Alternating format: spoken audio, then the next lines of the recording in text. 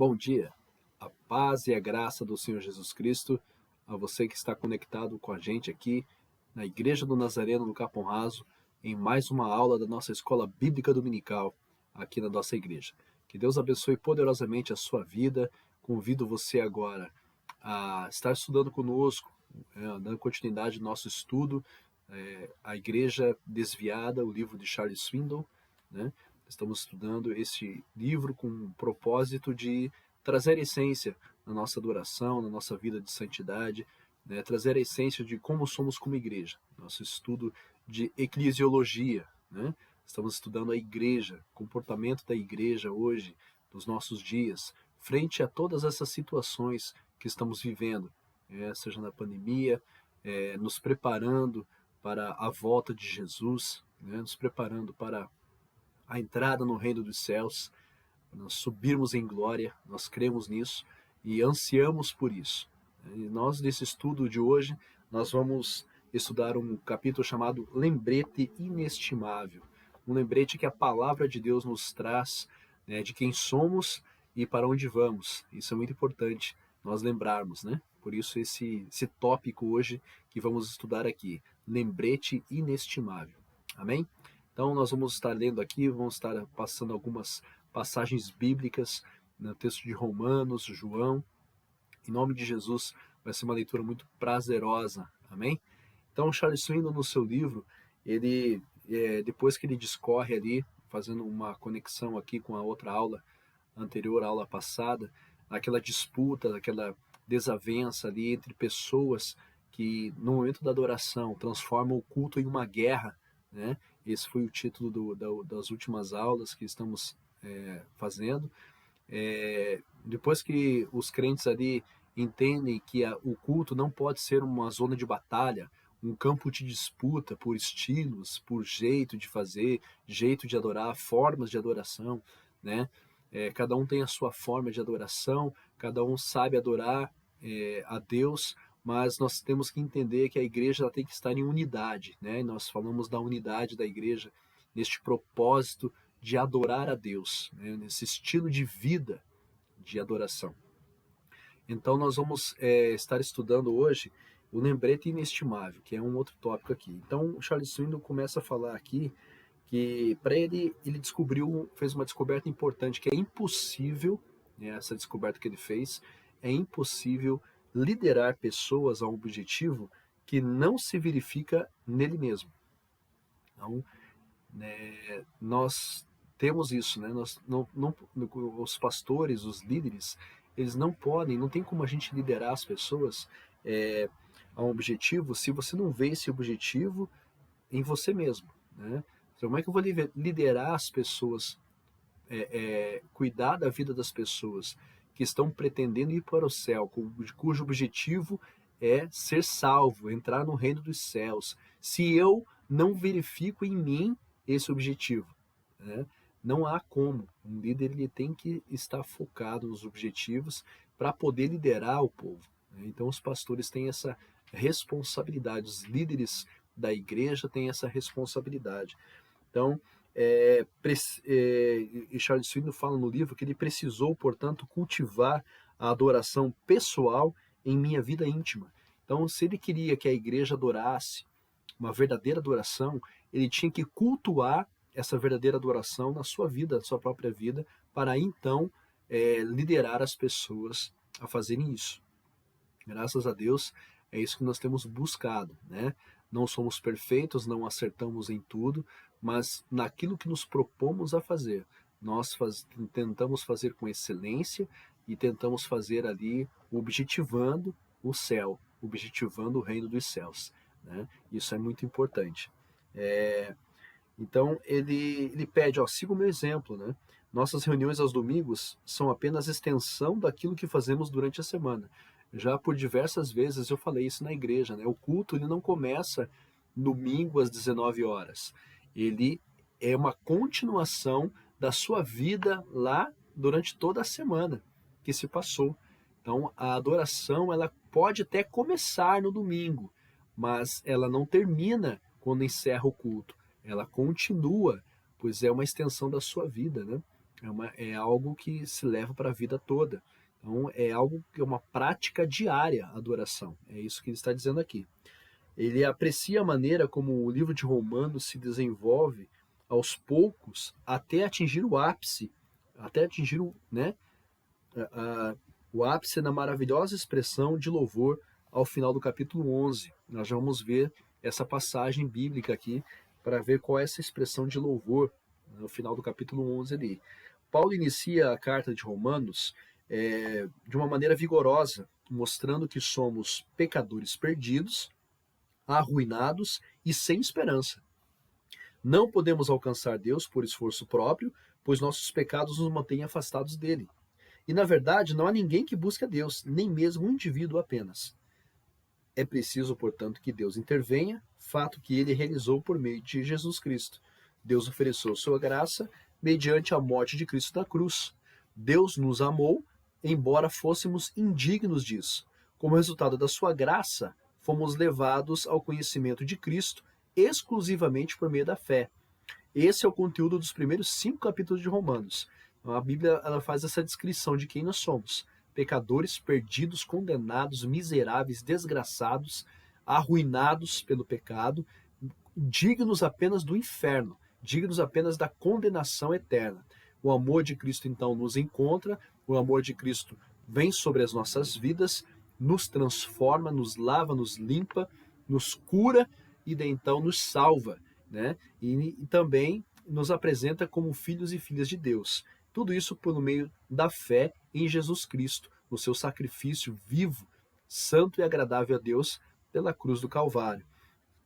Contudo, a isenção do castigo pelo pecado não remove a luta contra a impiedade, de modo que no contexto dos próximos 3 capítulos de Romanos, nós já estudamos o livro de Romanos, né, um desafio com os jovens que nós fizemos, Paulo revela em termos práticos de que maneira Jesus nos libertou do poder do pecado. Então, no capítulo ali, nos próximos 3 capítulos ali, depois do capítulo, durante os 5 primeiros capítulos da Bíblia, Paulo revela em termos práticos de que maneira Jesus nos libertou do poder do pecado. E a certeza da nossa salvação, revelada no final do capítulo 8. Né? E é ilustrada nos capítulos 9 a 11 também, nos quais Deus promete um futuro para Israel, apesar do pecado dessa nação. Que graça, que misericórdia, Charles Swindoll exclama, né? Que graça e que misericórdia, que amor é esse? Né? Quão grandioso e impressionante é o nosso Deus. Tudo isso parece um símbolo de crescendo em uma partitura musical, né? Com a nota, a melodia ela vai subindo, vai mudando o tom, vai ficando mais intenso, a melodia vai ficando mais firme, mais forte, né? Então é um símbolo de crescendo em uma partitura musical, uma melodia cuja intensidade vai aumentando cada vez mais até que Paulo irrompe em louvor ao inserir esta doxologia ao final do capítulo 11. Qual é a doxologia que está em Romanos, capítulo 11, versículo 33 ao 36? Vamos acompanhar aqui pela Bíblia, né? Você que está com a sua Bíblia aí, abre em Romanos, capítulo 11, versículo 33 ao 36. Romanos 11, 33 ao 36. Vou abrir rapidinho aqui a Bíblia. Romanos, já sei a carta, capítulo 11 agora. Aqui. O 33 diz assim, né?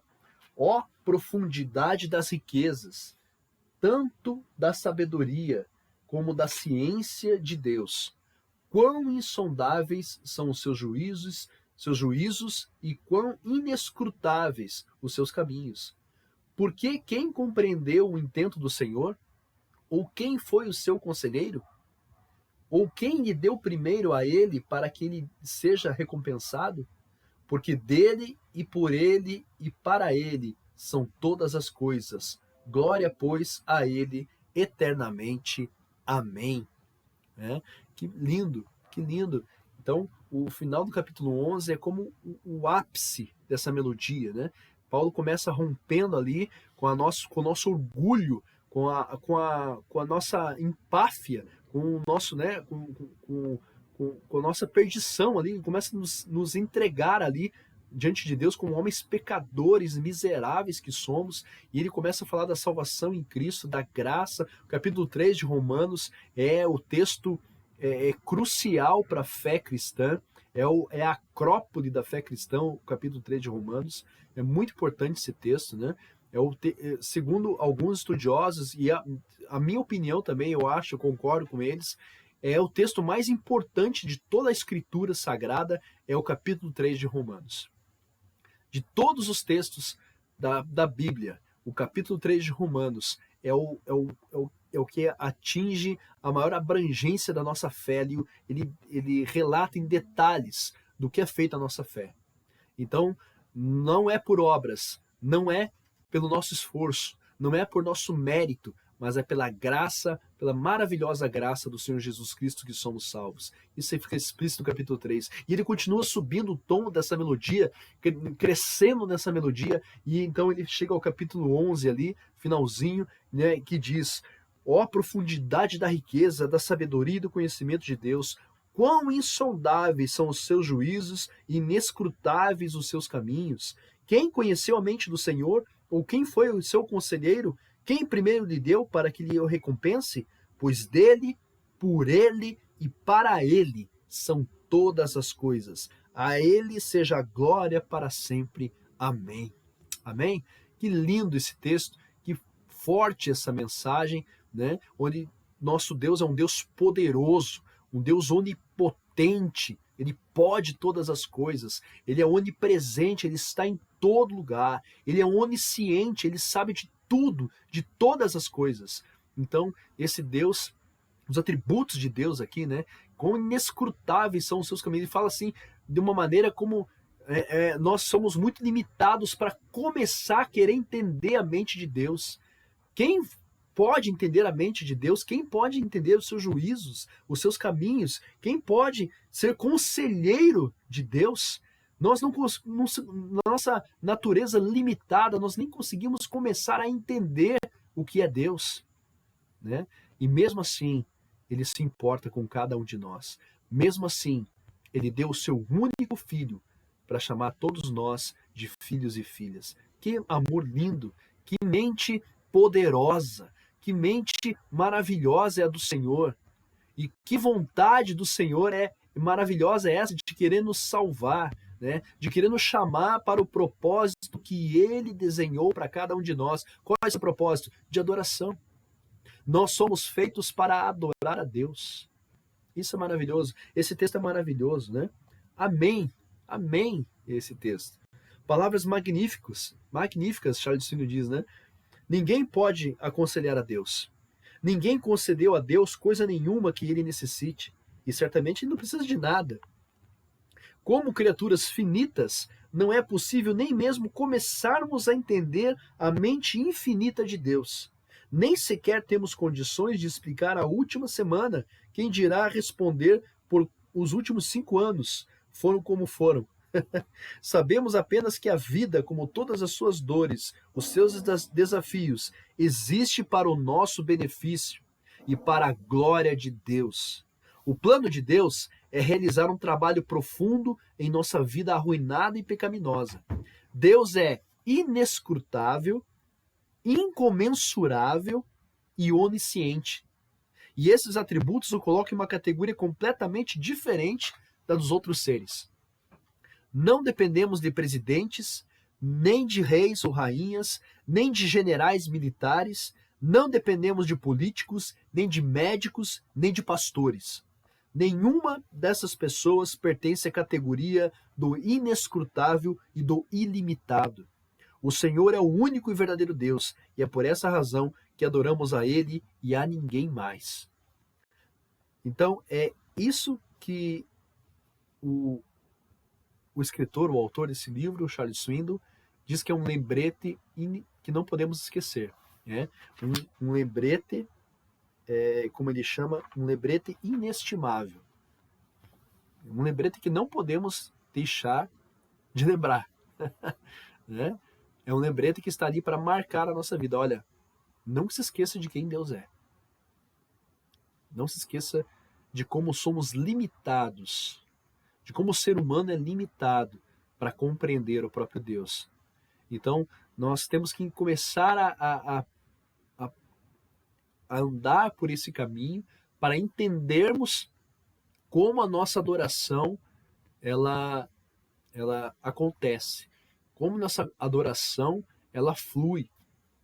Então, a igreja ela tem que estar preocupada com isso, né? O ato de adorar, né? Veja como é colocado aqui, ó. Romanos 12:1. Olha só o que é culto, o que é adorar. Culto, né? Agora vamos falar de culto, culto na igreja. Portanto, irmãos, Romanos 12, depois do capítulo 11, desse finalzinho do capítulo 11 aqui, do versículo 36, olha como começa o capítulo 12. Na verdade, essa divisão nos textos mais antigos, ela não existe. É como se fosse um texto só, né? Perdão. Nós temos aqui o começo do capítulo 12 de Romanos, ele já começa: rogo-vos, pois, irmãos, pela compaixão de Deus, que apresenteis o vosso corpo em sacrifício vivo, santo e agradável a Deus, que é o vosso culto racional. Então, este é o nosso culto racional. Sacrifício vivo, santo e agradável a Deus. Perdão. Garganta um pouco seca aqui. Então, olha só como Charles Swindoll coloca o pensamento agora dessa maneira. Pensando no culto, né? Você é professor de escola dominical? Isto é um ato de culto racional. Então, a aula que você prepara, a aula que você dá para os seus alunos, o que eu estou fazendo aqui, agora, gravando essa aula, né, para que vocês possam acompanhar, isso é culto. Eu estou cultuando a Deus. Eu estou dando o meu melhor aqui para que você assista essa aula, para que você compreenda algumas coisas, para que você absorva algum conhecimento, e isso é uma adoração. Né? Você toca algum instrumento, isso é outro culto. Quando você toca um instrumento na presença de Deus, é outro culto.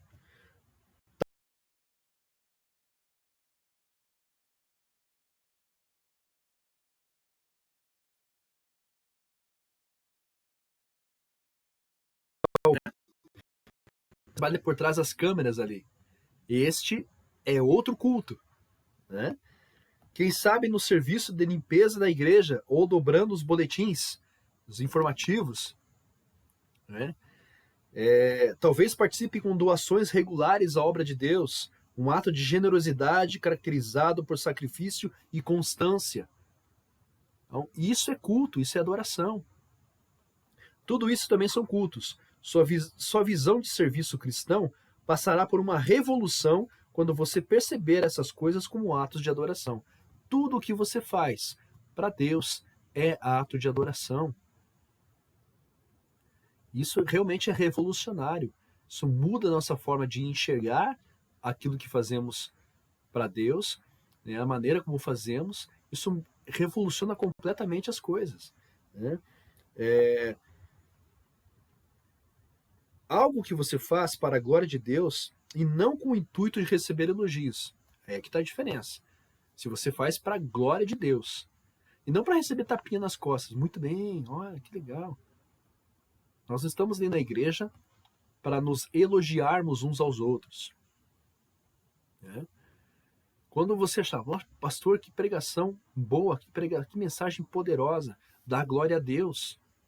Porque a adoração, a mensagem eu faço para Deus, né?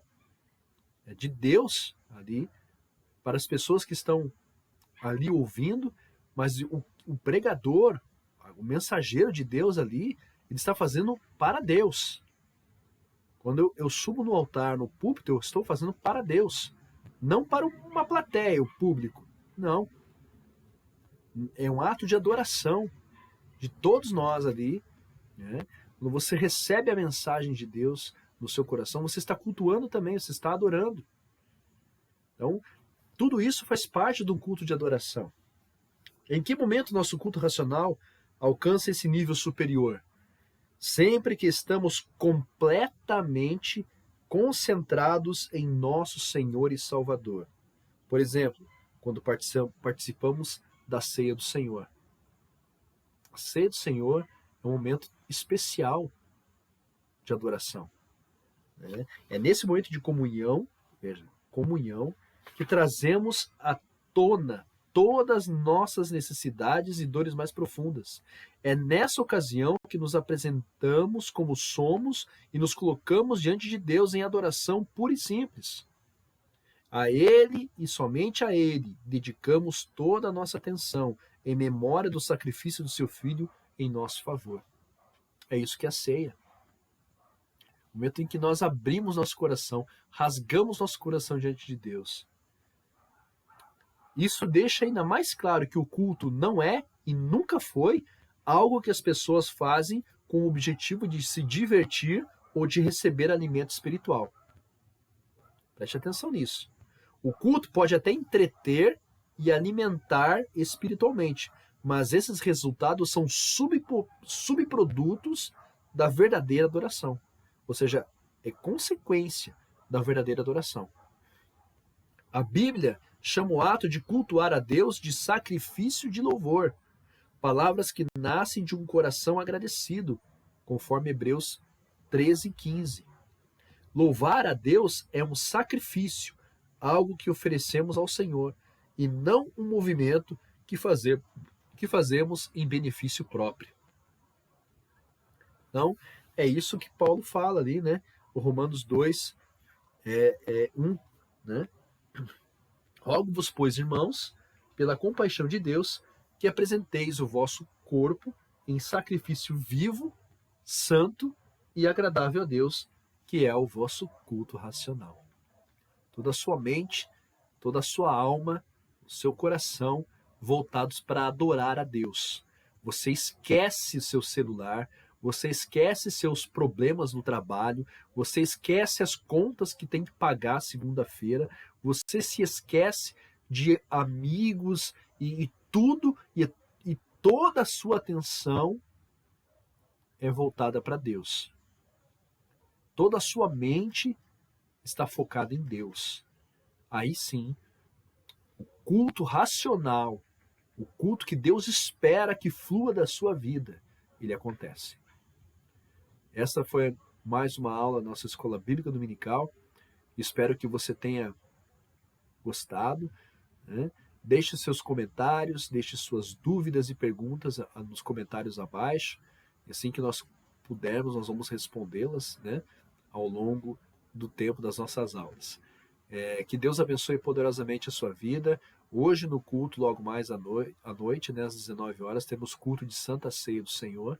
Nós acabamos de ver aqui a importância, né?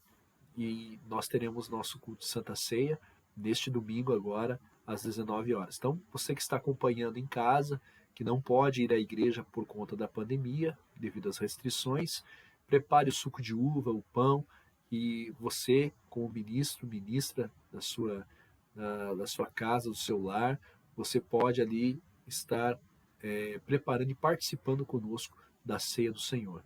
Nós estamos distanciados, mas não estamos isolados. Nós estamos distanciados, mas não estamos sozinhos, né? A comunhão da igreja ainda persiste. Embaixo de pandemia, debaixo de tudo quanto é problema, nós vamos perseguindo a salvação em Cristo Jesus. E nós alcançaremos para a honra e glória do Senhor. Amém? Que Deus abençoe a sua vida poderosamente. Até o culto logo mais, se assim Deus quiser, em nome de Jesus. Deus abençoe.